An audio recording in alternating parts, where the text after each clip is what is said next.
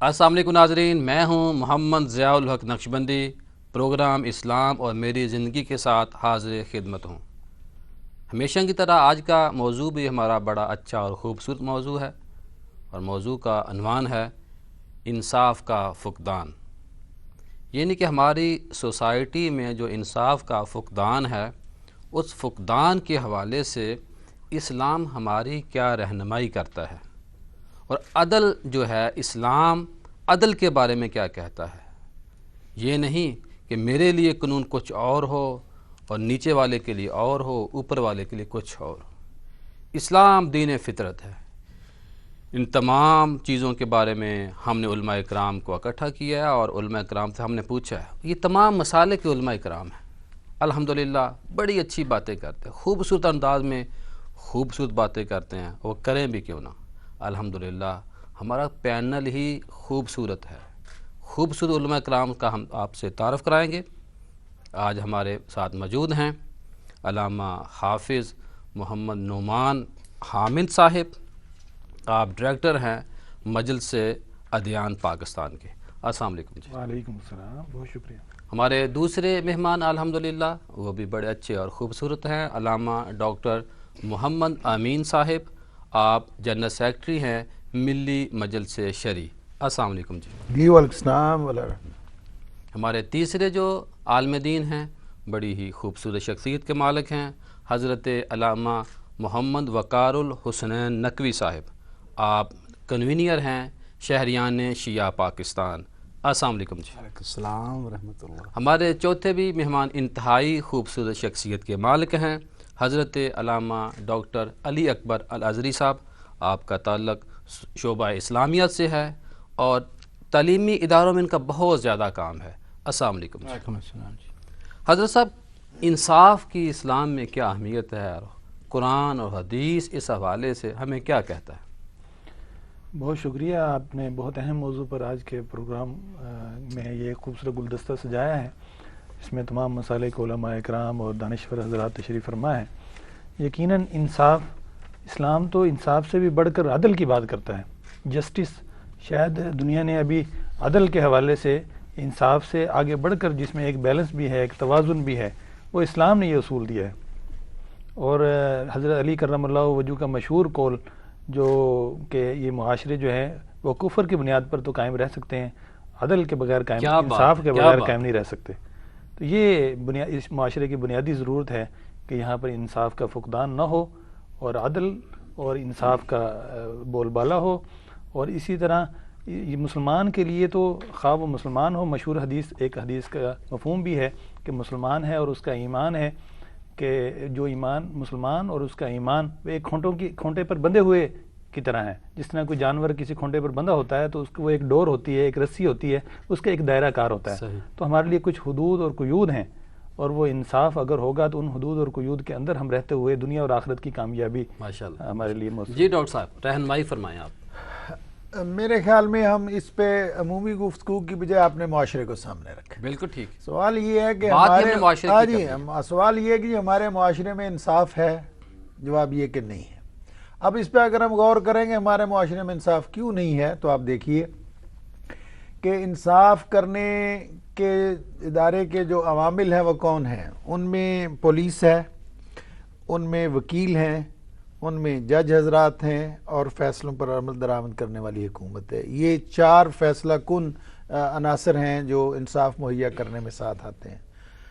माफ़ कीजिएगा, अगर हम तनकीद करें तो अपने आप पर ही तनकीद करते हैं। बहुत सारे ऐसे मामलात हैं जिनमें अदालतें फैसले दे भी देती हैं लेकिन उन पर अमल दरामद नहीं करती। तो इंसाफ कहाँ से मिलेगा? इंसाफ का जो सबसे बड़ा अदारा है, जो उसके चार अनासर हैं, पुलिस सही तफ्तीश नहीं करती, वकील सही रिप्रेजेंट नहीं करते मामलात को, ठीक है, अदलिया बाज़ का सही फैसले नहीं दे पाती, और अगर कोई फैसला हो जाए तो उस पे उसको अमल दरामद करके नाफज नहीं करती, तो मुआशरे को इंसाफ कहाँ से मिलेगा? जी अल्लामा साहब, मुआशरती इंसाफ से पहले इंसान को अपने साथ इंसाफ करना है। वाह। मौला अलैहिस्सलातु वस्सलाम ने फरमाया, कभी कभी ज़मीर की अदालत में जाया करो, हाय हाय, वहाँ गलत फैसले नहीं होते। तो अगर मैं अपने ज़मीर से ये फैसला लेने की अदालत में जाया करो, वहाँ गलत फैसले नहीं होते।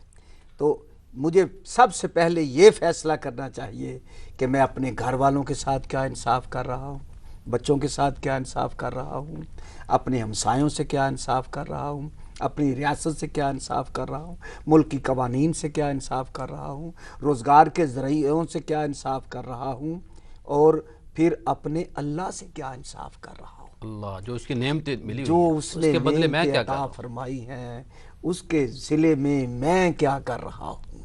تو ہر شخص اگر اپنے من سے انصاف ڈھونڈنا شروع کر دے تو اس کے اثرات معاشرے پہ آتے کیا بات ہے، کیا جی ڈاکٹر صاحب۔ میں اس سلسلے میں ایک بنیادی سی بات پہلے وضاحت کر لوں، اس کے بعد پھر ہم انشاءاللہ امام راغب اصفہانی ایک بڑا مشہور نام ہے، ان جی کی بالکل، کتاب ہے جو مفردات القرآن، ماشاء اس میں اللہ۔ انہوں نے عدل اور انصاف کی تعریف کی ہے۔ ہمیں یہ چاہیے کہ اس پروگرام میں وہ تعریف سامعین تک ماشاء اللہ، پہنچائیں۔ بہتر۔ فرماتے ہیں کہ عدل کیا ہے؟ وضع الشیء فی محلہ، کسی چیز کا اس کی اصلی جگہ پر ہونا یہ عدل ہے۔ واہ، اور وضع الشیء فی غیر محلہ، کسی چیز کا اس کی اصل مقام سے ہٹ کر دوسری جگہ پہ رکھ دینا یہ ظلم ہے۔ حقدار کو حق دینا۔ حقدار کو حق دینا یہ عدل ہے، انصاف ہے، اور عدل مترادف ہے انصاف سے، جی۔ اور ظلم کا مترادف ہے نا انصافی۔ صحیح۔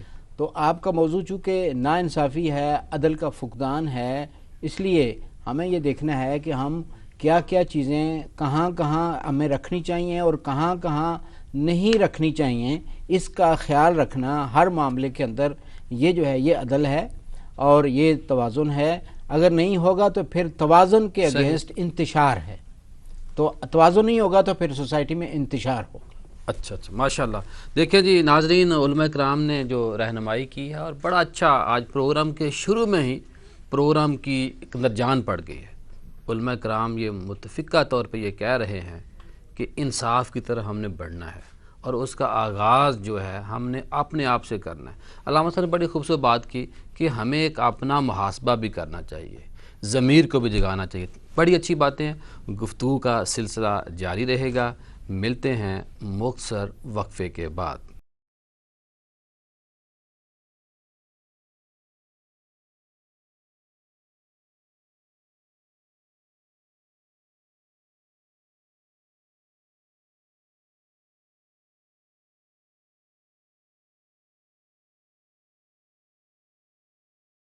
السلام علیکم ناظرین، گفتگو کا سلسلہ جاری تھا اور ہم نے بریک لیا، اور بریک کے بعد ہم فوراً حاضر ہوئے ہیں، اور کیونکہ موضوع بہت اچھا ہے اور علماء کرام جو دل کی باتیں شیئر کر رہے ہیں قرآن و سنت کی روشنی میں، اور آپ کے مسئلے کی اور میرے مسئلے کی بات ہو رہی ہے۔ جب آپ کو انصاف نہیں ملتا تو آپ روتے ہیں، پیٹتے ہیں، اسی چیزوں کی بات ہو رہی ہے جو ہمارے معاشرے کا فقدان ہے، یعنی کہ انصاف کا جو فقدان۔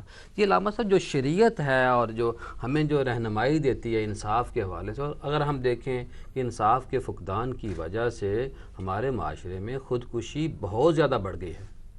جی ہاں بالکل، جب یہی تو میں نے پہلے عرض کیا نا کہ انصاف اگر ہوگا تو معاشرہ قائم رہ سکتا ہے، ظلم کی بنیاد پر معاشرہ قائم نہیں رہ سکتا۔ یہ شریعت نے بھی، ہمارے اکابر نے، صحابہ اکرام نے یہ ہمیں ایک اصول دے دیا ہے، اور آپ دیکھیں اس سے فرسٹریشن بڑھتی ہے۔ انصاف کا جو فقدان ہے، اس کے اندر ملازمتیں ہیں، اس کے اندر لوگوں کے مسائل ہیں، جب ان کو انصاف نہیں ملے گا تو وہ پھر کہاں جائیں گے؟ خودکشی، وہ اتنے مجبور ہو جاتے ہیں کہ انسان جو ہے نا اپنی زندگی کس طرح داؤ پر لگاتے ہیں۔ تو یہ تو ایک آخری انتہا ہے فرسٹریشن کی، کہ اس کے بنیاد جو کہ خودکشی اسلام کے اندر حرام ہے، ایک مسلمان اس کے حوالے سے بھی مجبور ہو رہے ہیں، اور ہم اپنے معاشرے کو انصاف کے فقدان کی وجہ سے کس طرف لے کے جا رہے ہیں۔ جی ڈاکٹر صاحب، جو تباہی کے اسباب ہیں وہ واقعتاً انصاف کا فقدان ہی ہے۔ اچھا جی، پہلے ہم یہ عرض کر رہے تھے کہ عدلیہ کا جو ادارہ ہے عدل کرنے کا، اس میں کیا خرابیاں ہیں۔ اب ایک دوسرا پہلو ہے اس سوچنے کا، اور وہ یہ ہے کہ کیا ہم اپنی انفرادی اور اجتماعی زندگی میں انصاف کر رہے ہیں؟ میرے خیال میں ہمیں اس پہ سوچنا چاہیے۔ جی۔ مثلا ایک آدمی تنخواہ پوری لیتا ہے، کام نہیں کرتا، کیا یہ انصاف ہے؟ ناانصافی۔ اچھا جی، ایک آدمی بیوی کے ساتھ انصاف نہیں کرتا، اسے خرچ پورا نہیں دیتا یا اسے مارتا پیٹتا ہے، کیا یہ انصاف ہے؟ اللہ معاف کر۔ کیا ملازموں کے ساتھ اس نے سلوک نہ کرنا، کیا ان کے ساتھ بدسلوکی کرنا، یہ انصاف ہے؟ اچھا، اور دیکھیے، میں کہتا ہوں کہ ہمارا مستری اور مزدور، میرا ذاتی تجربہ ہے، ان کو بلا کے لائیے، وہ ٹھیک کام نہیں کرتے، یعنی انصاف صرف بڑوں ہی سے نہیں ہمیں توقع کرنی چاہیے. سوال یہ کیا ہم اپنی ذات کے ساتھ انصاف کرتے ہیں؟ یعنی ایک مستری مزدور جو غریب آدمی ہے آپ اس کو لائیں دہاڑی پہ اتنے کا کام کرے گا, وہ بھی آپ کے ساتھ انصاف نہیں کرتا, وہ بھی اپنا کام نہیں کرتا. تو اس کا مطلب یہ ہے کہ انصاف کے لیے, یا مثلا بعض لوگوں نے, ہمارے معاشرے میں یہ بات بہت ہے کہ مثلا بعض لوگ 2 شادیاں کر لیتے ہیں. اب سوال یہ ہے کہ شریعت جس طرح حکم دیتی ہے ان کے درمیان انصاف کرنے کا, کیا ہم انصاف کرتے ہیں؟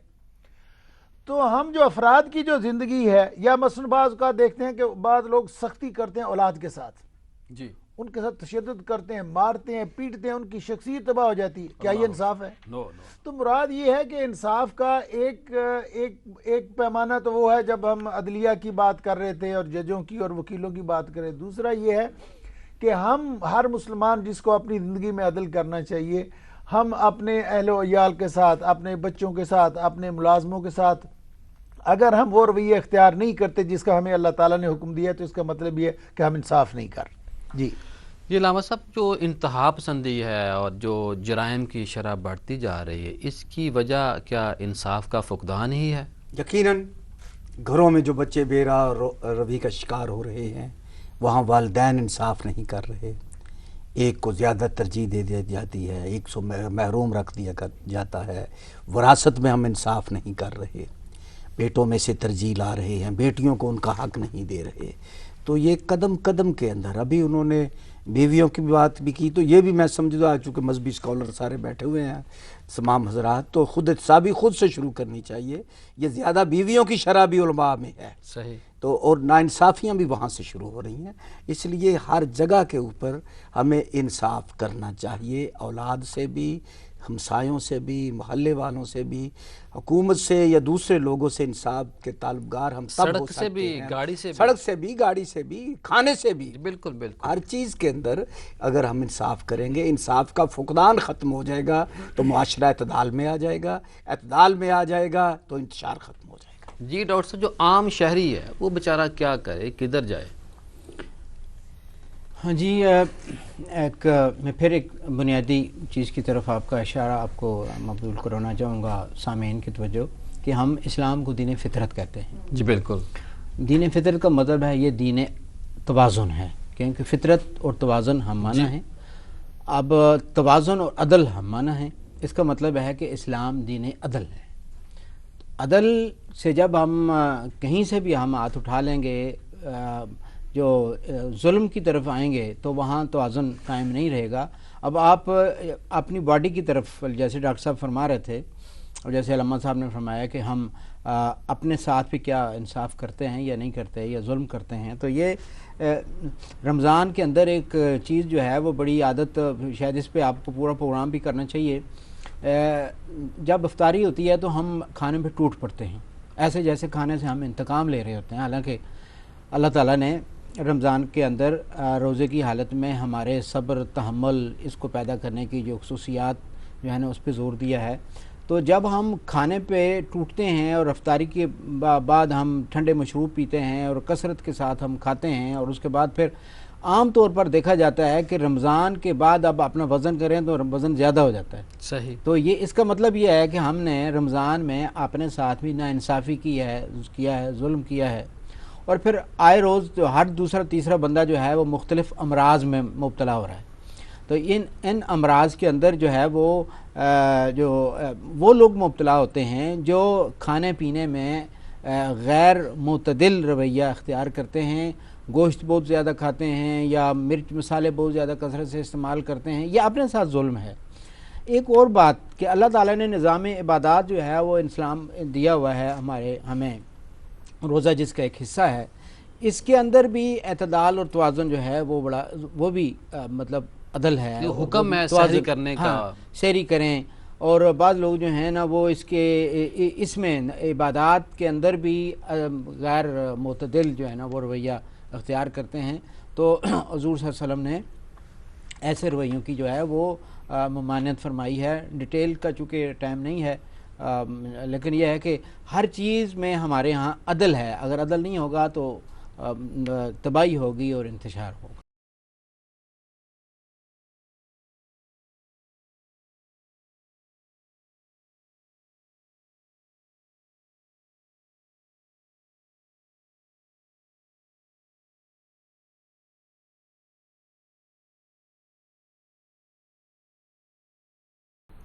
السلام علیکم ناظرین، آج ہمارا موضوع بڑا اچھا ہے، وہ ہے انصاف کا فقدان۔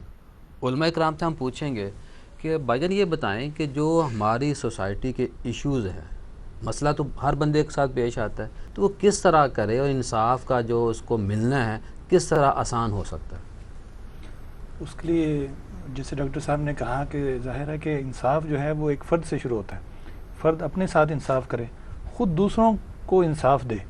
جو بھی میرا حلقہ اثر ہے، میری فیملی ہے، میرے دوست احباب ہیں، میرے ماتحت عملہ ہے، وہ میرا ایک حلقہ اثر بنتا ہے، حلقہ احباب بنتا ہے، تو میں ان کے ساتھ انصاف کروں، رشتہ داروں کے ساتھ انصاف کروں۔ تو پھر جب میں دوسروں کے ساتھ انصاف کر رہا ہوں تو پھر میں دوسروں سے بھی انصاف کی توقع مجھے کرنی چاہیے، ریاست کے اداروں سے بھی توقع مجھے کرنی چاہیے، اور میں ریاست کے اداروں پر تو انگلی اٹھاتا ہوں، عدلیہ پر تو انگلی اٹھاتا ہوں، اور خود حقیقت یہ ہے کہ اپنا احتساب میں نے نہیں کیا، تو مجھے خود اپنا احتساب کرنا چاہیے کہ میں بھی دوسروں کو انصاف دے رہا ہوں یا نہیں دے رہا۔ میں دوسروں کے بارے میں تعصبات کا مظاہرہ تو نہیں کر رہا۔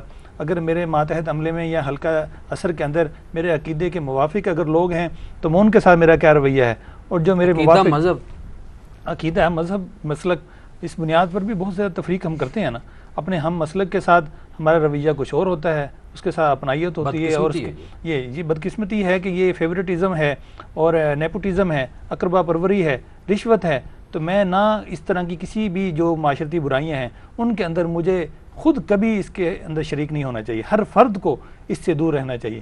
یہ ہمارا مذہب اسلام وہ بھی ہمیں یہی کہتا ہے، اور ہمارے پیارے نبی کریم حضرت محمد مصطفیٰ صلی اللہ علیہ وسلم کا اسوہ بھی یہی ہے، ان کے تعلیمات بھی یہی ہیں، اور اسی پر ہی ایک معاشرہ جو ہے وہ انصاف کے اصولوں پر استوار ہو سکتا ہے۔ ڈاکٹر صاحب، ریاست کی کیا ذمہ داری ہے ایک شہری کو انصاف دینے میں؟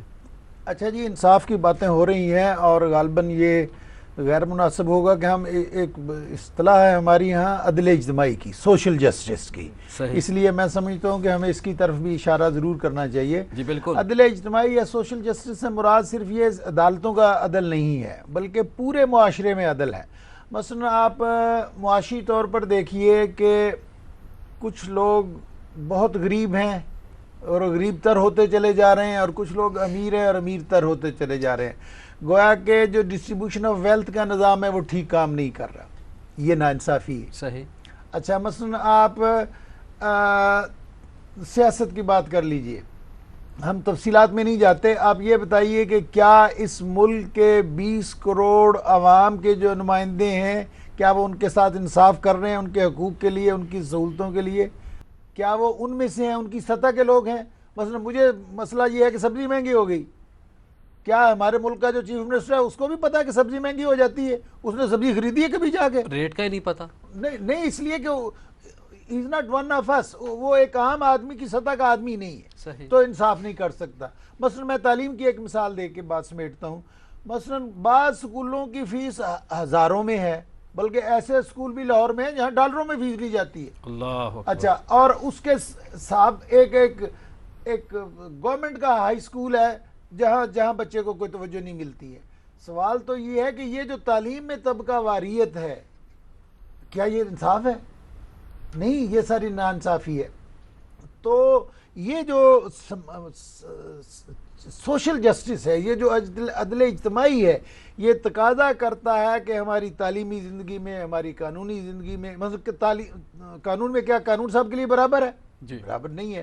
تو اس کا مطلب یہ ہے کہ ہم جو عدل اجتماعی ہے اسلام کا، وہ ہمارے معاشرے میں نافذ نہیں ہے، نہ سیاست میں، نہ معاشرت میں، نہ معیشت میں، نہ تعلیم میں، نہ قانون میں۔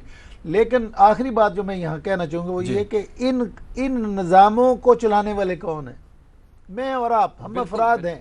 اگر ہم اس روزے سے یہ سبق حاصل کریں کہ اللہ کا خوف ہمارے اندر پیدا ہو جائے، ہم سے بھی پہلے میں ٹھیک ہو جی، اگر ہم میں سے ہر آدمی یہ محسوس کرے کہ اس نے اللہ کے حضور حاضر ہو کے جواب دینا ہے، اور اپنی ذات، خواہ وہ صدر ہے، خواہ پرائم منسٹر ہے، خواہ وہ مزدور ہے، خواہ وہ استاد ہے، اگر ہر آدمی اپنے ذمے کے فرائض ادا کرے تو وہ انصاف ہونے لگے گا، اور ہر سطح پر ہونے لگے گا۔ ہم نہیں، میں بڑی اچھی بات کی، آپ کیا فرمائیں گے؟ میں سے مراد یہی ہے، انہوں نے بتایا کہ ماتحت کے ساتھ انصاف اور اپنے آپ کے ساتھ انصاف۔ حضرت علی کا غلام ہے قمبر، 2 ملبوس آپ خریدتے ہیں جا کر، ایک اچھی جنس کا، ایک کمزور۔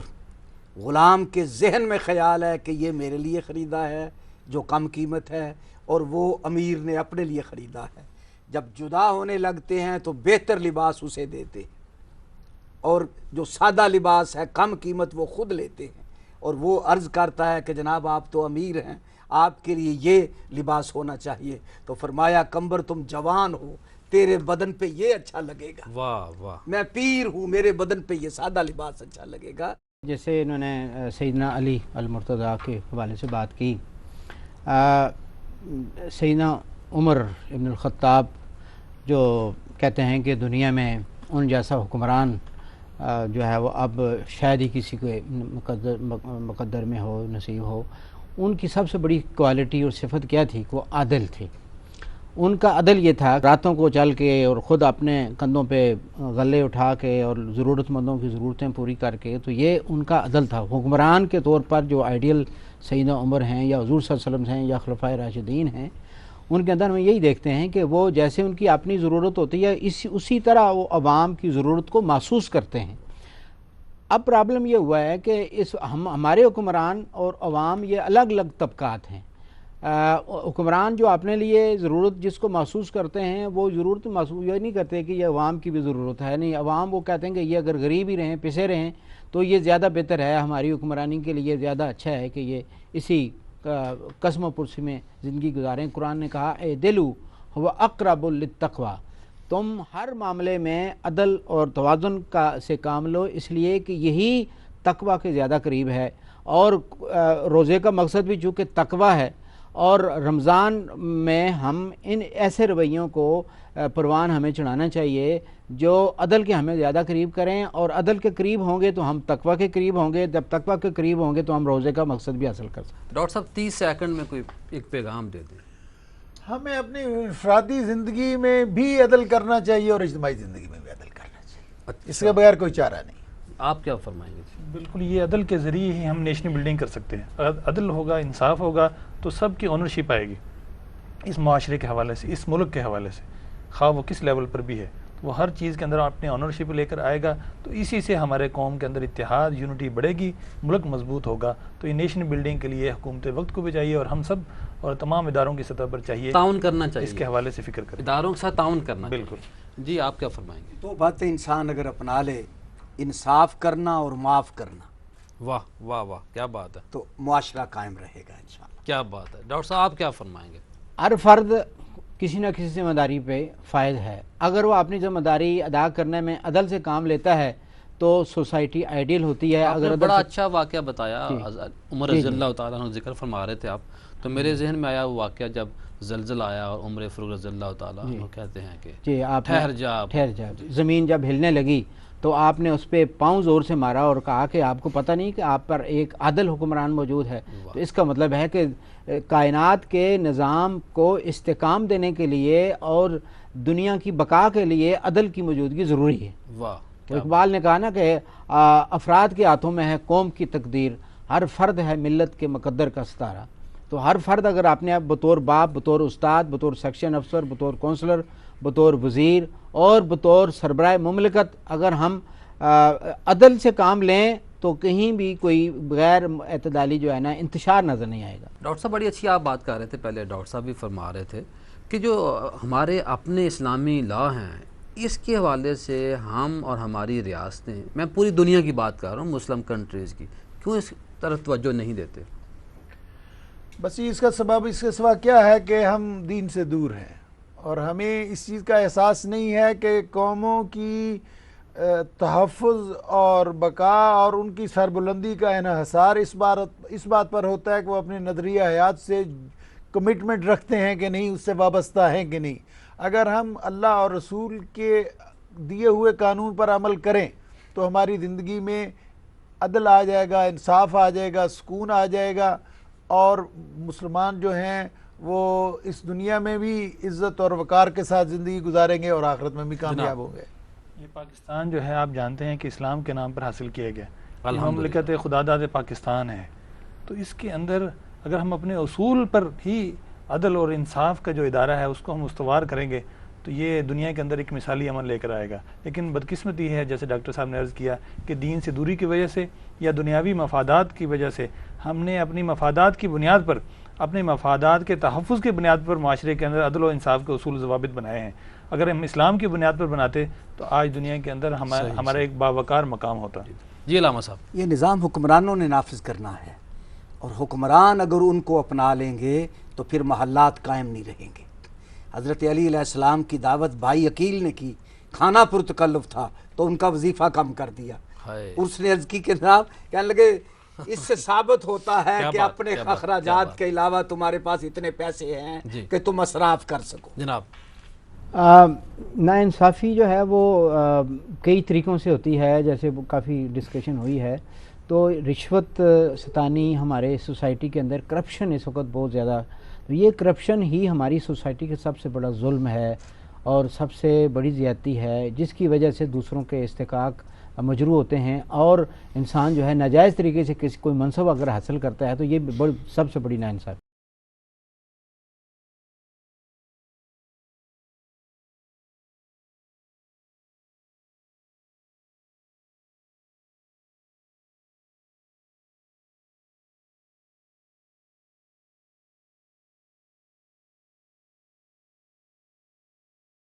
ناظرین، آپ نے علماء کرام کی باتوں کو سنا. انصاف کے فقدان کے حوالے سے بات ہو رہی تھی. بڑی اچھی باتیں سامنے آئی ہیں، بہت صحیح تجاویز سامنے آئی ہیں میرے اور آپ کے لیے، اداروں کی بہتری کے لیے، اس پاکستان کی بہتری کے لیے، مسلمانوں کی بہتری کے لیے. انصاف کی حکمرانی ہونی چاہیے اور کوئی فرد کسی دوسرے کے اوپر جھوٹا الزام نہ لگائے. علماء کرام نے ریاست پاکستان کے شہریوں کو اور پوری دنیا میں بسنے والے مسلمانوں سے یہ اپیل کی ہے کہ کہیں بھی جب کوئی مسئلہ درپیش ہو تو قانون کو ہرگز ہاتھ میں نہ لے. علماء کرام کا یہ بھی کہنا تھا کہ انصاف کے حصول کے لیے ضروری ہے کہ کسی کے ساتھ کوئی فرد بھی بے انصافی نہ کرے.